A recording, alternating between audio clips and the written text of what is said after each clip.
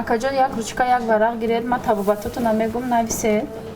шабнам муродова дар як рӯз тақрибан ба занги 200 нафар посух мегӯяд ва машварати тиббӣ медиҳад.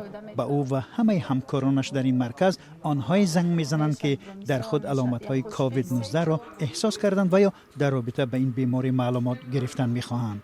телефони боварӣ ё маркази машваратии тиббии равонӣ бо ташаббуси вазорати тандурустӣ ва бо дастгирии Коммерсбанки Тоҷикистон дар оғози моҳи май пас аз расман эълон шудани вуҷуди коронавирус дар кишвар таъсис ёфт. ҳадафи аслии кори марказ додани машварату маълумот дар бораи бемории COVID-19 буд. аммо ҳоло пизишконе ки ба рақами 311 ҷавоб медиҳанд, тариқи телефон сокинонро муолиҷа мекунанд ва дору таъин мекунанд.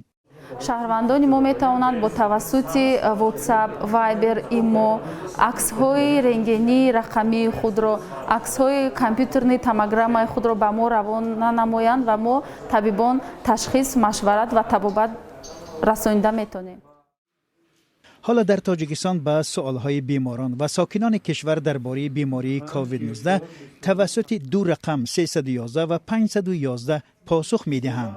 дар марказ пизишкон аз самту соҳаҳои мухталиф ҷалб шуданд, ҳам духтурони дил ва ҳам осебшиносу сироятшиносҳо.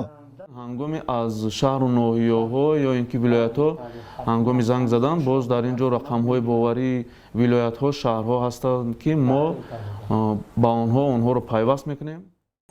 онҳое ҳам ҳастанд ки кори ин марказро дар шароити феълӣ барои кӯмак ба беморон на чандон муассир медонанд. аммо Наргиз Қосимова, хабарнигори тоҷик, дар ин маврид як пешниҳод дорад. мехостем машварати мутахассисон новобаста аз ташхиси COVID-19 ба роҳ монда шавад.